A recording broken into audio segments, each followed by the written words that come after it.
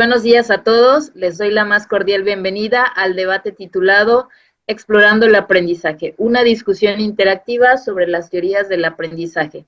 Mi nombre es Tania Geraldina Hernández Lárraga y es un honor ser su moderadora en este espacio de diálogo. Para organizar nuestro análisis, exploraremos los siguientes temas en cada ronda. Ronda 1, fundamentos y diferencias de las teorías. La ronda 2, la aplicación práctica en el aula.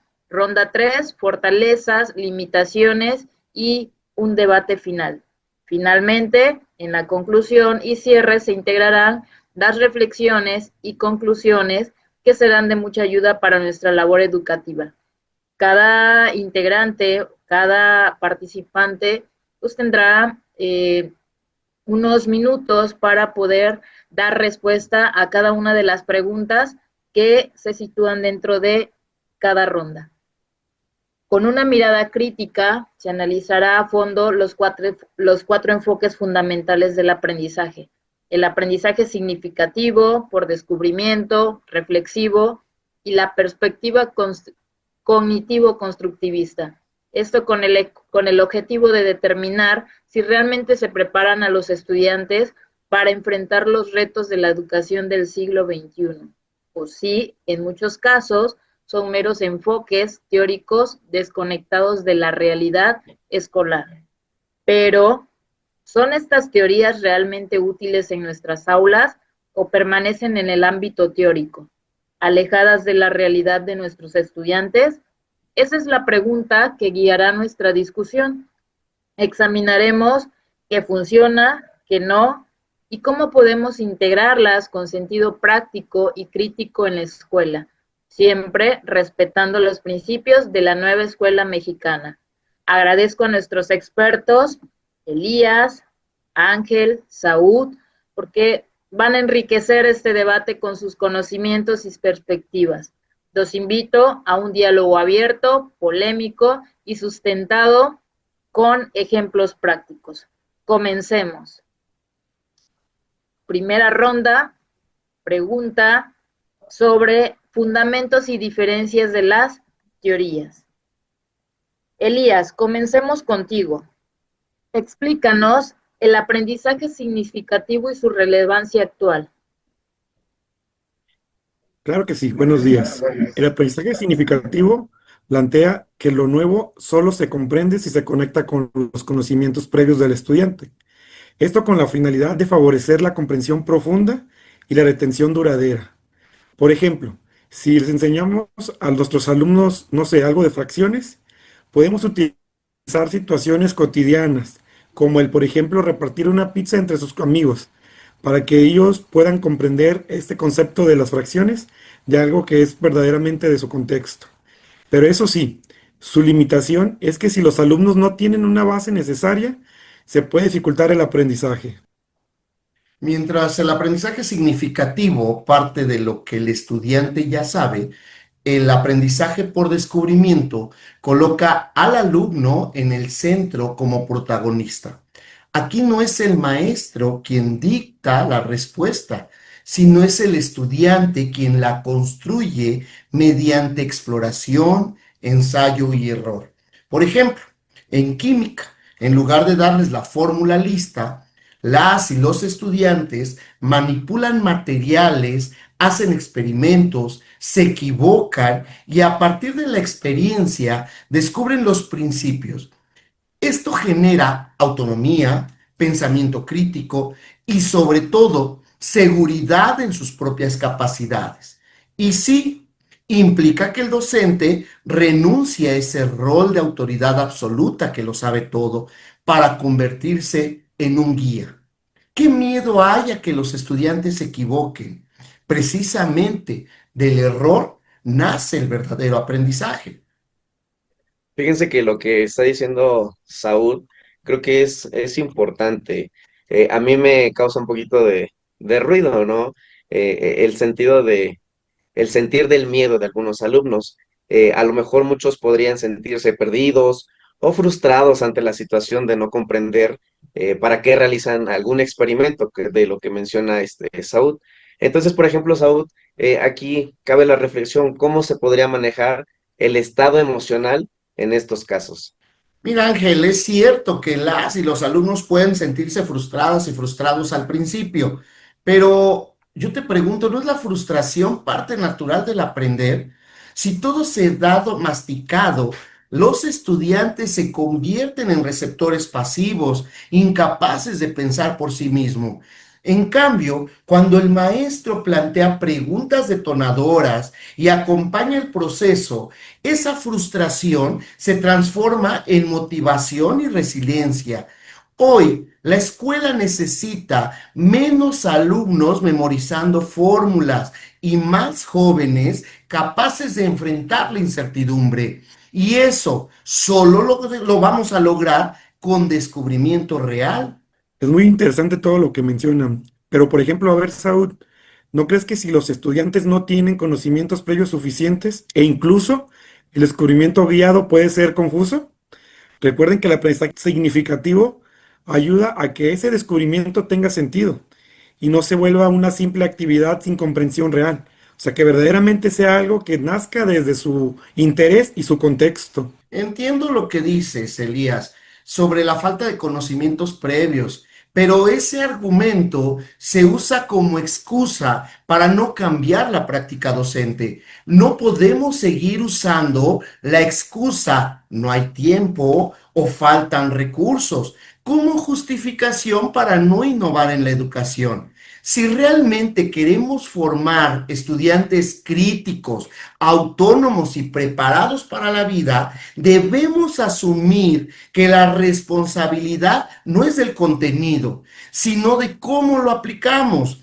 No se trata de teorías bonitas en un libro, se trata de nuestra capacidad como docentes para transformar la realidad del aula. Así que antes de cuestionar la viabilidad de esas estrategias, deberíamos cuestionarnos si estamos dispuestos a hacer lo que realmente implica enseñar de manera significativa, reflexiva y constructiva.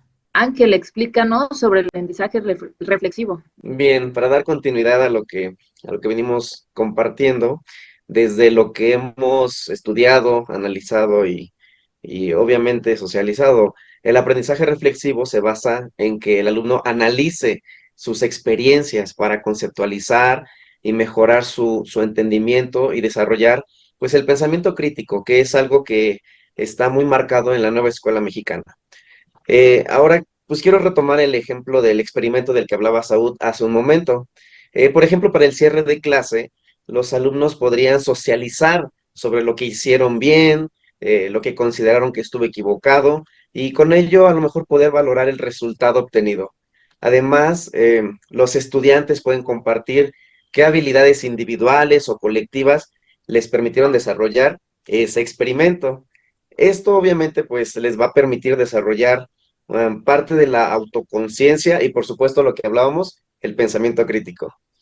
Hay algo que me gustaría agregar, si me lo permiten, es que la reflexión también puede integrarse al aprendizaje significativo. Por ejemplo, después de conectar un concepto con experiencias previas, reflexionar sobre cómo aplicarlo en su vida cotidiana refuerza su comprensión. Obviamente esto les va a permitir consolidar la información de manera más duradera, permitiendo crear ese vínculo necesario para crear un aprendizaje verdaderamente significativo. Y bueno, otra de las teorías, que es la perspectiva cognitivo-constructivista, ¿qué nos puedes comentar sobre ello? ¿Cómo se integran, Saúl? Bien, Tania, ahora si vamos al cognitivo constructivismo, la idea aún es más radical. El aprendizaje no es individual, es social. El alumno reorganiza sus estructuras mentales cuando colabora, discute, negocia significados con otros. Por ejemplo, en el campo formativo de ética, naturaleza y sociedades, las y los estudiantes pueden investigar cómo distintas comunidades resuelven un mismo problema y luego, en equipo, comparar, debatir y construir un modelo propio.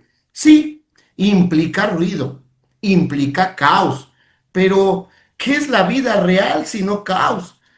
Si en el aula no se aprende a construir entre varios, cuándo lo van a aprender.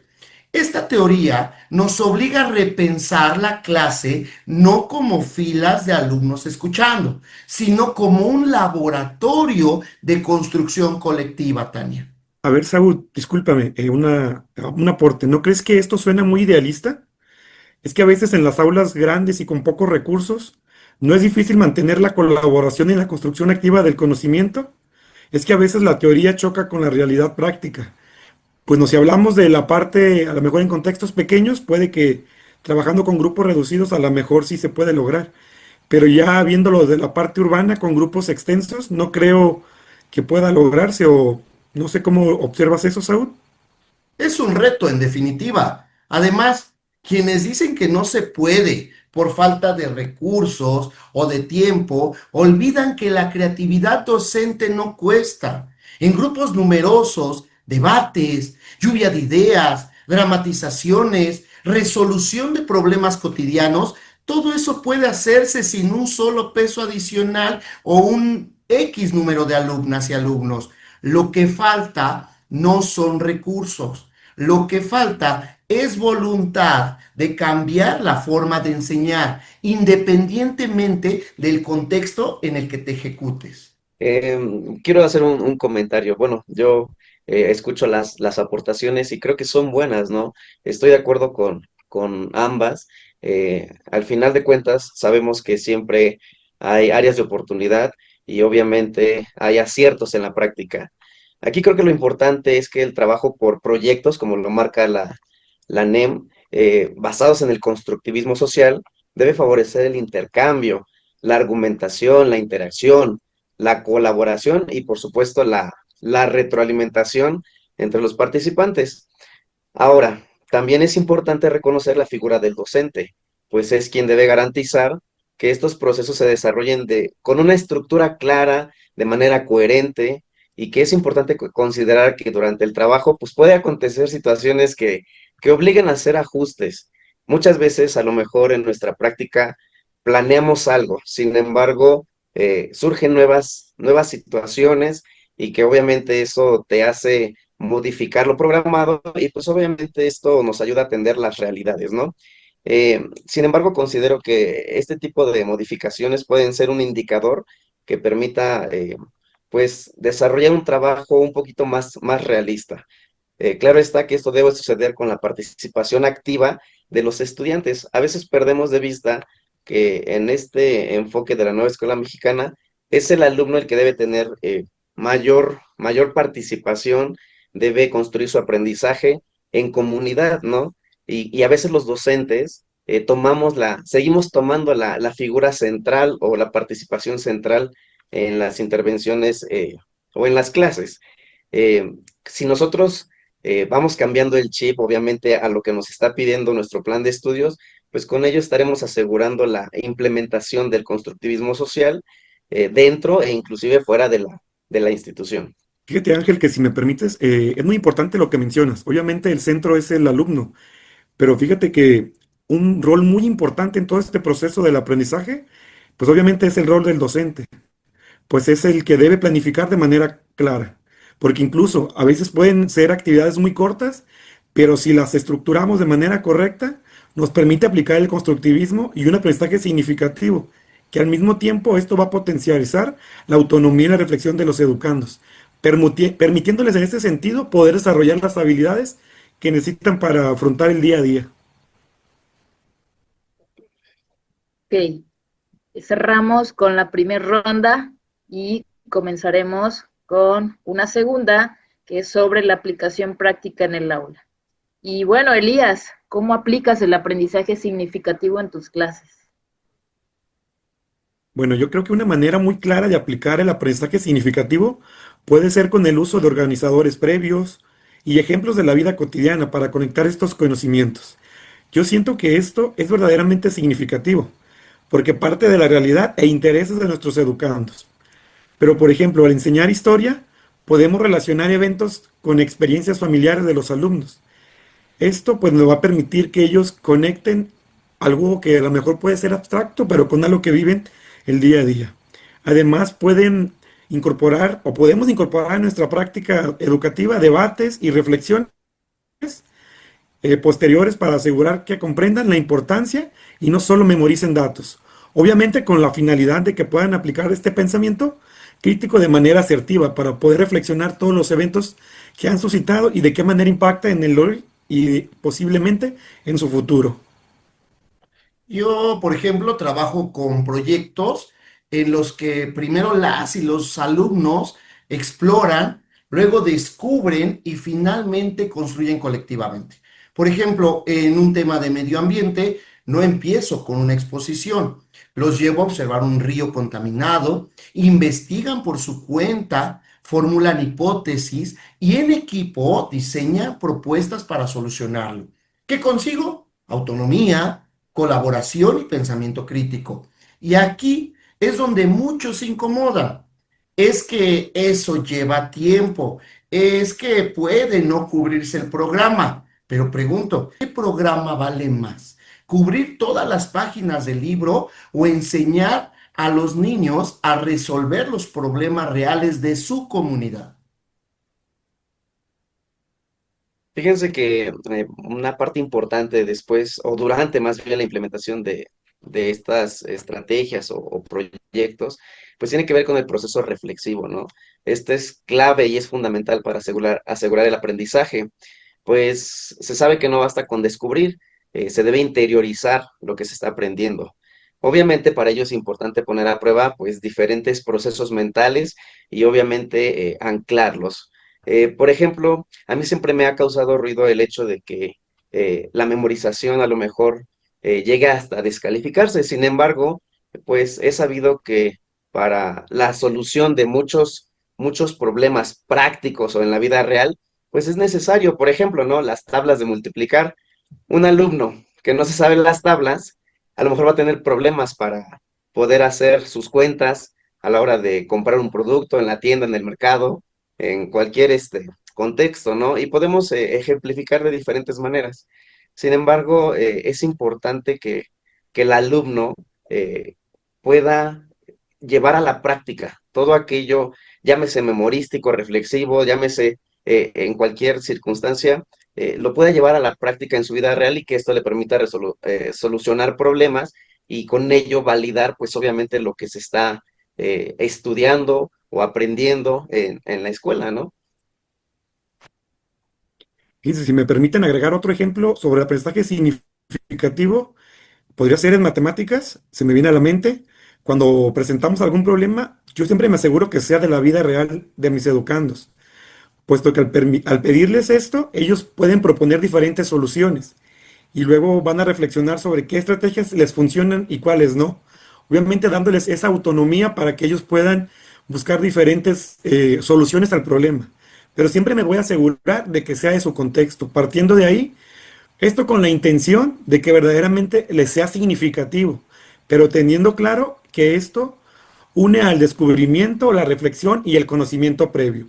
Siempre considerando estos elementos para poder lograr lo que pretendo con mis educandos, que verdaderamente sea un aprendizaje significativo. Muchas gracias. Y Saúd, ¿y si esto toma demasiado tiempo y no se logra cubrir con el programa? Lo que comentaba, el argumento del tiempo es el más usado para justificar prácticas viejas. Sí, claro, es tardar más, pero lo que se gana es invaluable. El nuevo modelo educativo no quiere máquinas que repitan, sino ciudadanos que piensen, discutan y propongan. Prefiero un estudiante que entienda a fondo tres conceptos y sepa aplicarlos que uno que vio todo el temario, pero no recuerda nada al mes siguiente. Y eso, aunque incomode, debería ser el estándar en nuestras aulas. Exacto, Saúl. También debemos considerar que para aplicar solo teoría sin reflexionar puede limitar el desarrollo del pensamiento crítico. Yo creo que lo verdaderamente importante es mantener siempre ese equilibrio entre el contenido y las competencias, para que verdaderamente nuestros educandos desarrollen aprendizajes que les sean verdaderamente significativos. Justamente lo que dice Elías en el tema del equilibrio, ¿no? Para sintetizar un poquito esta parte, yo creo que tomar en cuenta la reflexión, el descubrimiento, la construcción guiada, retomar conocimientos previos, pues al final esta combinación, como docentes, sabemos, se dice que los docentes debemos ser eclécticos, ¿no? Debemos tomar de todos lados para poder generar los ambientes de aprendizaje pertinentes y que obviamente sean asertivos también, ¿no? Creo que esta combinación pues nos va a permitir asegurar la formación integral de nuestros estudiantes, no solo de hoy, sino pues también del mañana. Claro que sí. Y si nos vamos desde la parte de la perspectiva cognitivo-constructivista, esto garantiza que el aprendizaje no solo sea individual, sino también social y contextual, fomentando también habilidades que van más allá del aula, las cuales conectan con la vida diaria, permitiendo ahora sí tener un aprendizaje verdaderamente contextualizado. Muchas gracias por sus ideas, por sus reflexiones. Y bueno, cerramos con nuestra ronda 2 y finalmente vamos con una última que es sobre las fortalezas y limitaciones. Y bueno, dentro de fortalezas y limitaciones, comencemos con Saúd. Mira, en el aprendizaje por descubrimiento y en el constructivismo cognitivo, las fortalezas son claras. Promueven autonomía, creatividad, pensamiento crítico y sobre todo preparan al alumno para enfrentar la vida real, no solo al examen. Las limitaciones, sí, requieren planificación más cuidadosa, rol docente más flexible y disposición a salir de la zona de confort. Pero esas limitaciones son un reto, no un obstáculo. El maestro que se esconde tras no se puede está renunciando a formular ciudadanos críticos. No olvidemos el aula que evita la complejidad condena al estudiante a la simpleza. Si me permiten, en lo que va con el aprendizaje significativo, podemos rescatar de sus fortalezas la comprensión profunda y la retención, porque sabemos que si verdaderamente fue significativo, el aprendizaje va a ser duradero. Ahora, en la cuestión de las limitaciones, podemos encontrar que depende de conocimientos previos y en ocasiones los estudiantes vienen de ciertos contextos o situaciones en la cual no cuentan con ello. Y esto puede ser un poquito contradictorio para poder lograrlo. Pero al combinarlo con reflexión y una construcción activa, muchas de estas limitaciones se atuendan y puede ser que lo podemos dejar de lado. Bien, quiero hacer una participación. Para concluir, pues obviamente con con lo que estamos tratando, ¿no? En el aprendizaje reflexivo específicamente, podemos encontrar fortalezas. Entre una de ellas está la autoconciencia y el aprendizaje a lo largo de la vida. Definitivamente, cada situación, cada vivencia trae consigo un nuevo cúmulo de conceptos, de signos, de significados, y que obviamente estos o este cúmulo habrán de dar nuevas oportunidades de aprendizaje. Ahora, no sé si decir el contrario es lo correcto, sin embargo, entre las limitaciones, podría ser que para que acontezca este proceso reflexivo, se requiere de disposición, de apertura, de conciencia por parte del estudiante. Sin eso es muy probable, desde mi punto de vista, que gran parte de lo trabajado se limite exclusivamente a lo teórico. Ahora también es importante mencionar que existen, y sin ser especialistas, aclaro esa parte, existen situaciones, necesidades o condiciones de nuestros estudiantes, pero a lo mejor desde un plano neuronal, ¿no? Que a lo mejor pueden imposibilitar la concreción del plano reflexivo. Y obviamente, como lo dice Saúl, esto al final es un reto, pero que muy probablemente este reto no, a lo mejor solos como docentes, sin preparación, sin especialización en diferentes temáticas de este tipo, a lo mejor no lo podamos lograr. Sin embargo, tenemos que buscar las maneras, gestionar, ¿no? Parte de las también responsabilidades que tenemos, de buscar el cómo poder apoyar a estos estudiantes para que no se rezaguen y que obviamente puedan recibir el servicio educativo de excelencia que se busca. Gracias. Ninguna teoría por sí sola basta. El descubrimiento sin guía puede perderse. Lo significativo sin reflexión se queda corto. Lo reflexivo sin construcción social se vuelve individualista. Pero si las integramos, si nos atrevemos a asumir que enseñar no es repetir lo que dice un libro, sino transformar realidades, entonces sí podemos hablar de innovación educativa. De lo contrario, solo estaremos pintando de colores nuevos a una escuela vieja. Y esa es la diferencia entre educar y domesticar, compañeros expertos en teorías del aprendizaje. Coincido contigo, Saúl, y agrego que como educadores debemos ser conscientes que aplicar estas teorías no es opcional.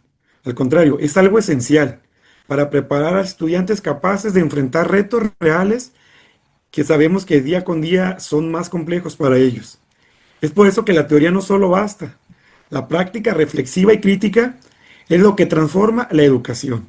Y es ahí donde, como maestros y como educadores, debemos tener claro cuál es nuestro objetivo. Educar verdaderos estudiantes que sean capaces de transformar su vida. Muchas gracias por todas sus aportaciones, expertos en las teorías de aprendizaje.